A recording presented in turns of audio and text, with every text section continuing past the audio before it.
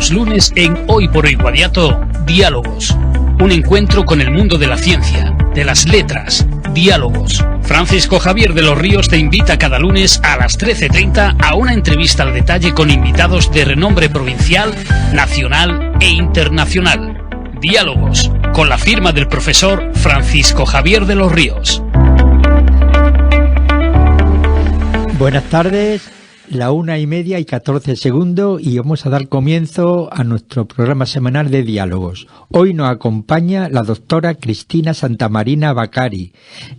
Cristina Santamaría es doctora en Ciencias Políticas y Sociología por la Universidad Complutense de Madrid. Actualmente es profesora de los másteres de Evaluación de Políticas Públicas y de Creación y Dirección Teatral en la Universidad Carlos III.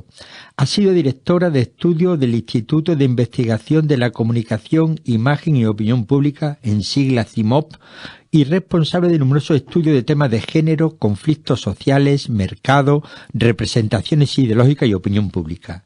Vinculada al Instituto de Filosofía del CSIC, dirigió durante 6 años la revista de pensamiento crítico y análisis de la cultura El Rapto de Europa. Es autora del libro La imagen de las personas mayores en Europa, del Ministerio de Trabajo y Asuntos Sociales de 2002, y coautora con Miguel Marinas de la historia oral, métodos y experiencia de debate y bazar americano en las exposiciones universales.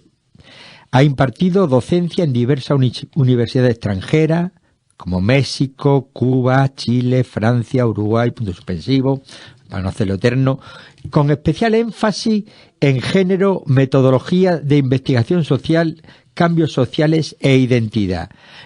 Vamos a darle la bienvenida a la doctora Santamaría Baccari. Buenas tardes, doctora. Buenas tardes, Francisco Javier. Encantada de estar con vosotros este rato y agradecidísima de que me hayáis invitado, claro. Bueno, el honor es para mí y para los oyentes contar con su presencia, dada su destacada trayectoria como referente en sociología, análisis cultural y estudio de género, como he comentado en su presentación. Y bueno, agradecerle también, voy a aprovechar para agradecerle a la persona que me presentó a usted, que fue una dialogante paisana, Ángeles Hera, que le agradezco enormemente su colaboración con el programa. Y por supuesto que me sumo a ese agradecimiento y me alegro de compartir una amiga que además es hija, creo que predilecta de Peñarroya Pueblo Nuevo, merecidamente, porque es una figura enorme del pensamiento y de la gestión en las políticas nacionales de España. Claro, enorme amiga. Totalmente de acuerdo. Bueno, para no perder tiempo, porque cuando he preparado su programa me ha parecido muy apasionante todo el tema que se puede hablar, o que mejor dicho, usted puede compartir con nosotros, y no quiero perder ni un minuto más. Voy a empezar a preguntarle, ¿cómo ha influido su formación en ciencias políticas y sociología en su enfoque de la investigación? Pues ha influido de manera determinante. Creo que uno pues puede ser de donde nace, puede ser de lo que hace, y yo siempre he dicho que parte de los que a mí me han parido pues fue el enorme plantel de profesores que yo tuve cuando estuve estudiando en la universidad, que fueron por otra parte los que activamente me empujaron a dedicarme a la investigación, porque ellos vieron lo que yo no supe ver en ese momento, y es que tenía una gran pasión por conocer, por comprender la realidad, que es lo que creo que realmente tienen que hacer estas disciplinas del ámbito de las ciencias sociales, tanto la sociología como la politología. Sin ninguna duda, la formación, la excelencia de formación que yo tuve en la Universidad Complutense de Madrid en unos años que fueron muy convulsos, finales de los años 70, principios de los años 80, fueron realmente fundamentales en mi formación, y sigo alimentándome de ellos y sigo manteniendo el espíritu de apertura. Uno de mis grandes profesores, el profesor Ángel de Lucas, una vez en un diálogo que yo le decía no encuentro esta bibliografía, me miró seriamente y me dijo Si un libro no lo encuentras, hay que escribirlo. Curioso. Y con ese espíritu de formación me dio toda la pasión por la apertura al conocimiento de la realidad social, fundamentalmente de España, también de Europa y de alguna manera del mundo, aunque suene un poco pedante, no sabemos todo del mundo porque el mundo y la historia tienen la manía constante de estar cambiando, pero por eso tenemos que acercarnos siempre con mucha humildad y con mucha pasión, dispuestos a descubrir, no solo a aplicar lo que ya sabemos. Bueno, y desde su perspectiva, ¿qué papel juegan el pensamiento crítico y la interdisciplinariedad en el enfoque de las ciencias sociales? Es absolutamente fundamental. Nadie puede quedarse con un solo perfil de conocimiento. Quedarse con un perfil de conocimiento significaría no comprender que se necesitan muchas más herramientas para acercarse al mundo.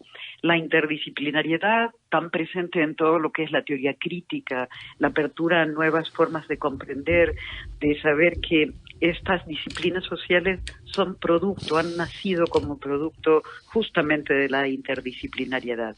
Es muy difícil estudiar y comprender los discursos, lo que la gente dice, lo que la gente balbucea muchas veces, porque no todos y no siempre tenemos discursos cerrados, legitimados y seguros. Nos movemos en la gran inseguridad y por eso necesitamos de la lingüística, por eso necesitamos de la antropología, por eso necesitamos de la teoría de las ideologías, necesitamos de la semiología, necesitamos muchísimo de la historia, necesitamos mucho del conocimiento directo, de comprender cómo las cosas están cambiando, de saber de teoría de conflictos. No hay realidad social sin conflictos, ni las micros ni las macros, como bien sabemos, en el mundo actual que estamos viendo, muchas veces pasmados por todo lo que está sucediendo. Creo que es fundamental tener en cuenta la interdisciplinariedad, acercarnos incluso a disciplinas que a veces parecen tan ajenas. La teoría de cuerdas, en la física teórica, es una disciplina que nos aporta muchas cosas, porque la teoría de cuerdas está presente en las formas de vínculo que hacemos en lo social. La presencia del conocimiento matemático, porque la estadística nos permite, sobre todo, generar ayudas para las políticas de planificación social, en la planificación sanitaria, en la educativa. Vivimos con la necesidad de la interdisciplina y la teoría crítica es un acercamiento a la realidad donde si pudiera yo apostar a una consigna específica que tiene la teoría crítica es no dar nada por supuesto. Lo que nos parece que es así, que es inamovible en la realidad es capaz de ser transformada y de transformarse. Por lo tanto, no hay que dar nada por supuesto ni por cerrado. Y ese es un principio articulador de la teoría crítica. Totalmente de acuerdo. Bueno, cuando la he presentado, he comentado que usted ha dirigido durante 6 años la revista El Rapto de Europa. ¿Qué desafíos se enfrentó para dirigir dicha revista y si le marcó su mirada intelectual? Por supuesto que me marcó la mirada intelectual, porque cuando uno se embarca en una empresa de este tipo, no solamente pone en juego lo que ya sabe, sino, una vez más, la apertura a aprender. Entonces hubo desafíos muy importantes, algunos que lograron mucho éxito en el sentido de poder contactar con intelectuales, con verdaderos intelectuales en el mundo europeo, en el campo literario, en el campo de las artes, en el campo de los ensayos, del pensamiento crítico, de la filosofía política, a poder haber contado en algunos números con artículos del propio Johann Habermas, uno de los filósofos políticos alemanes aún vivo más importantes y más productivos de la segunda mitad del siglo XX y que aún sigue trabajando con sus 93, 94 años. Haber podido contactar con figuras como Claudio Magris, a quien le dedicamos un número por ser él un europeísta, absolutamente convencido, siendo un italiano triestino, absolutamente germanista y amante de la Middle Europe, Fue absolutamente estupendo haber dedicado algunos números al tema de género y el protagonismo de mujeres que en esos años, todavía a finales del siglo anterior, principios de este siglo, tenían una gran potencialidad y que al mismo tiempo todavía estaban en una situación de muy poca relevancia. Fue absolutamente estupendo. Margarita Salas en el campo de la ciencia, Dulce Chacón en el campo de las letras. Reflexionar sobre todos esos temas, contar con diseñadores gráficos que hacían las portadas de la revista, pensar el mundo del arte, incorporar el mundo de la música como uno de los espacios donde también la batalla de Europa había tenido momentos maravillosos, haber podido poner en algunos de los ejemplares, en uno de ellos, la partitura del concierto de los últimos días, que fue escrito en un campo de concentración. Ha sido una experiencia maravillosa de la que solo tengo palabras de agradecimiento por cuánto me formó a mí esa experiencia. Evidentemente le ha tenido que marcar su mirada intelectual, pero no sé si me ha respondido a los desafíos que se enfrentó al dirigir la revista. Los desafíos fueron desafíos de construir desde una carencia económica notable, eso fue un desafío, con lo cual significaba al mismo tiempo poder nombrar con toda claridad de que esto no era un espacio donde nosotros pudiéramos pagarle ni a los nombres propios, los que he nombrado y algunos, muchos más, ni a otras personas que estaban además haciendo trabajos, jóvenes licenciados, jóvenes profesores, etcétera. Todos participaron porque la idea de que hubiera una revista de pensamiento crítico que además tomara ese nombre mítico que nos forma como europeos, la gran mitología del rapto a Europa que le debemos a los griegos. ¿Cómo no? Cuando se habla de Europa es imposible no nombrar a Grecia. Sería imposible también no nombrar al Imperio Romano, y no nombrar a Carlomagno, y no nombrar a Napoleón. Y a cada uno de ellos con sus luces y sus sombras, por supuesto. Pero creo que el gran desafío fue hacerlo como una empresa de empeño absolutamente cultural, y entendiendo que entrábamos en un área que son las industrias culturales, como puede ser una revista, pero aunando pasiones por la cultura. Ese fue el gran desafío y, por supuesto, en ese sentido, dirigirlo fue absolutamente estupendo y verdadero, ¿no? Si pudiera sintetizarlo, diría cómo hacer cultura sin contar con fondos económicos. Por supuesto que hay que agradecer a la editorial Calamar, que era quien lo editaba en ese momento, que arriesgó, porque hacer una revista significa papel, significa tipografía, significa costes, gastos, etcétera. Y también hay que agradecerla de manera particular a esta editorial. Pero creo que el gran desafío es el que podemos hacer algo por la cultura y vamos a hacerlo. Bueno, pues voy a seguir con desafíos, porque también he comentado que dirigió el Instituto de Investigación, el CIMOP. ¿Qué Exacto, desafío sí. y hallazgo ha encontrado al estudiar la opinión pública desde ese instituto? Bueno, pues desafíos muchísimos, porque fue una empresa muy original, una empresa de investigación social, que por una parte se funda a mediados de los años 80, la fundamos con un socio, por cierto, también andaluz, Fernando Conde Gutiérrez del Álamo, originario de Linares, Jaén, colega con el que sigo teniendo una excelente amistad y además una enorme valoración sobre él.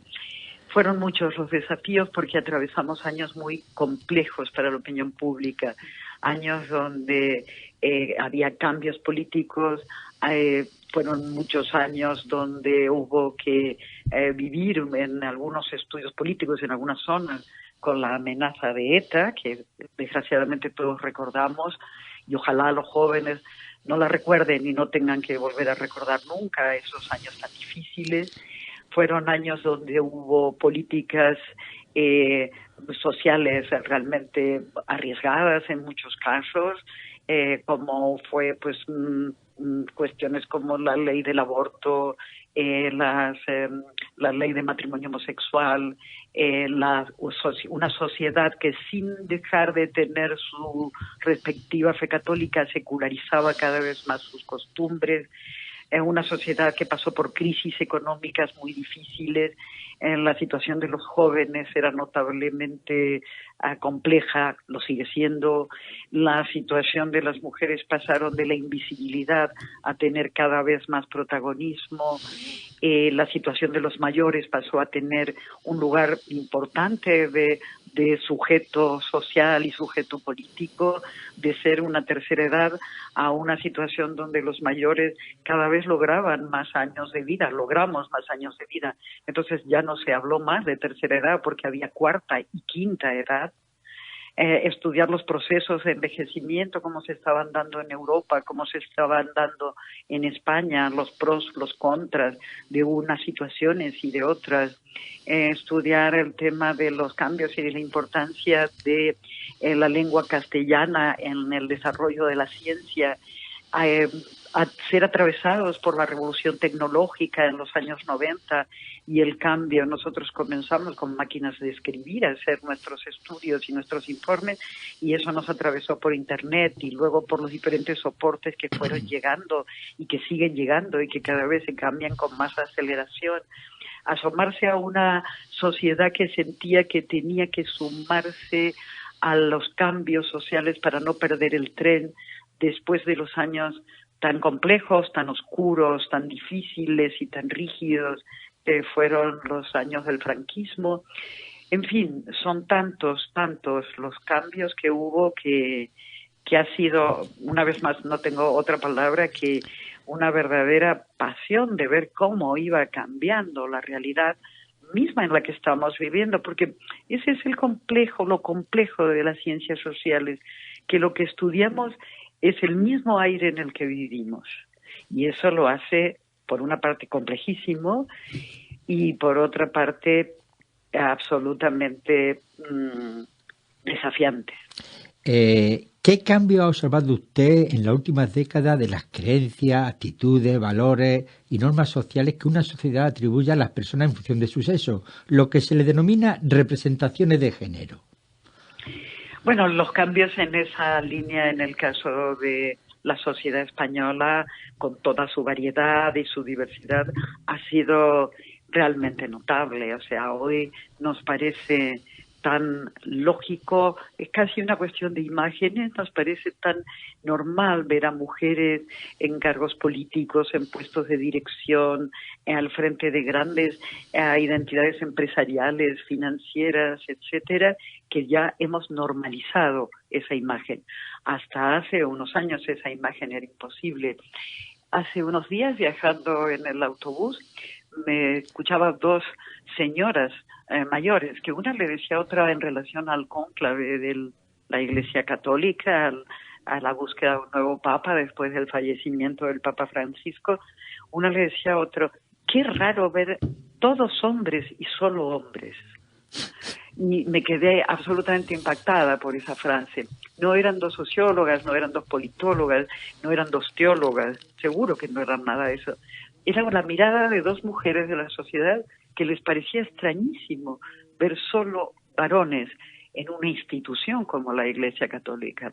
Y es verdad que llama mucho la atención, pero eso es, lo interesante no es solo lo mirado, sino el mirar. Cómo esta sociedad ya ha normalizado la presencia femenina.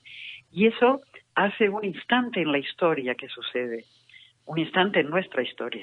Es absolutamente, es un momentito en la historia, esta cuestión donde nos parezca totalmente normalizado que las mujeres tenemos las mismas capacidades, los mismos atributos, las mismas u otras virtudes que puedan tener los varones.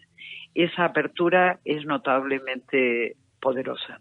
Y al mismo tiempo no hay que sesgar la existencia de nuevos conflictos con nuevas identidades que van surgiendo, las identidades trans, que son conflictivas en cómo lo absorbe una sociedad que durante siglos ha tenido una organización dicotómica, biológica, de la mirada de lo social, la emergencia de los sectores homosexuales, sean femeninos o masculinos, la presencia de sectores jóvenes que no quieren asumir una identidad determinada, nos abren a nuevos desafíos de cara al futuro. Lo que seguro no podemos hacer es silbar y mirar para otro lado. Esas realidades existen y tenemos que ver y encontrar la manera de cómo van siendo realmente incorporadas a la realidad que vivimos. Bueno, pues vamos a seguir hablando de género, porque usted se ha especializado en temas de género y conflictos sociales. Exacto. ¿Se puede hablar de una memoria de género y qué implicaría políticamente hacerlo? Pues yo creo que una memoria de género significa revisar muchos déficits que hubo con respecto a lo que son a las políticas de género.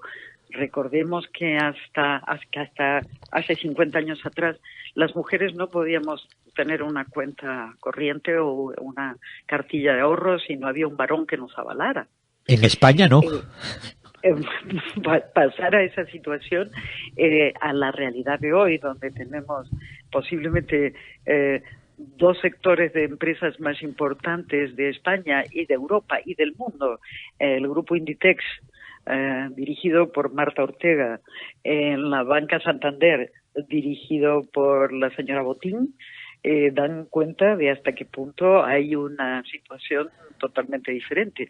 Más la enorme contingencia de mujeres y mujeres presentes en diferentes ámbitos de las ciencias, de la política, por supuesto, de la educación, de la sanidad, lo que incluso se habla de la feminización de todo lo que son las ciencias del cuidado, ya sean educativas, sanitarias, didácticas, reflexivas, etcétera.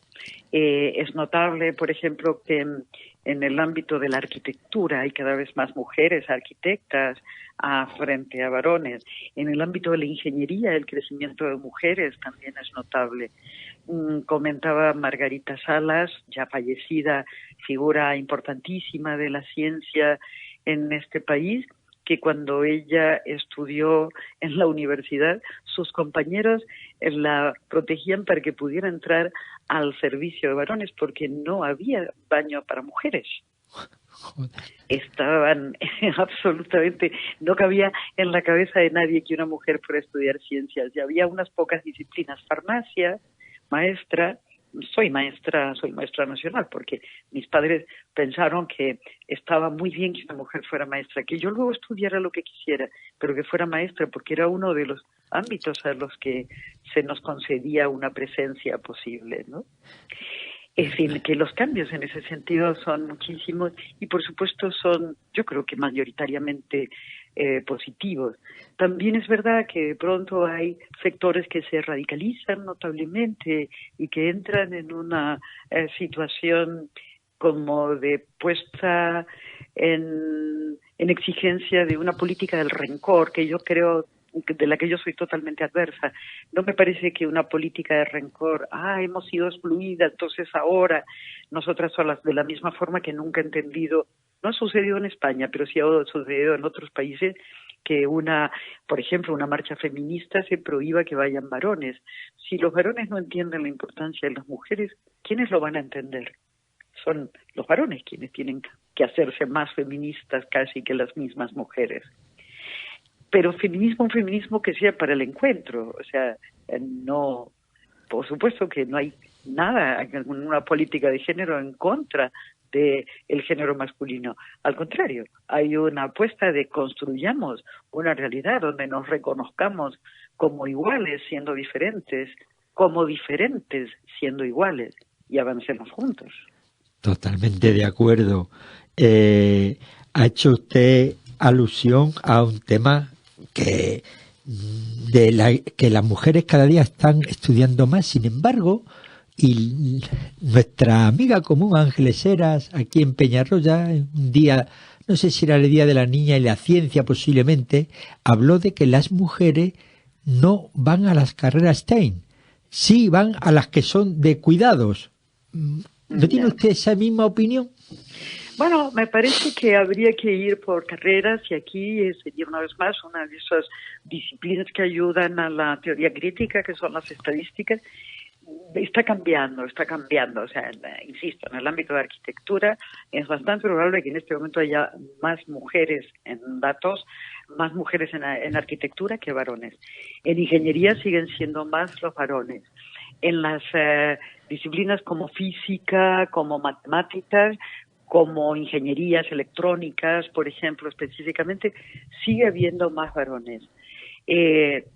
Pero yo soy moderadamente optimista en el sentido de que cada vez más estas disciplinas van en las próximas generaciones a estar muy cercanas en los diferentes géneros para optar por ellas.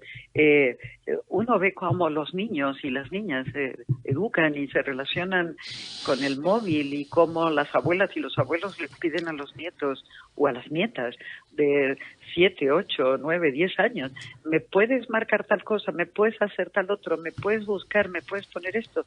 No hay diferencia en el acercamiento femenino o masculino a las nuevas tecnologías y yo creo que ese es un dato importante de cara a lo que viene en el futuro. Está muy bien que alguien como María Ángeles Heras siga reclamando la presencia de más mujeres en todas las disciplinas científicas y técnicas, incluso en las más complejas que son las tecnocientíficas. Pero es muy notable cómo esta presencia va creciendo. Y sí, es verdad, y posiblemente tenga que ver con importantes elementos de la formación de las culturas de géneros, que es que hemos sido educadas de manera informal justamente para la cultura del cuidado. Por eso se nos dan tan bien todas las disciplinas que tienen que ver con el cuidar a los otros, ¿no? Totalmente de acuerdo, y no sé si habrá también una parte genética en eso. No quiero entrar en esa polémica.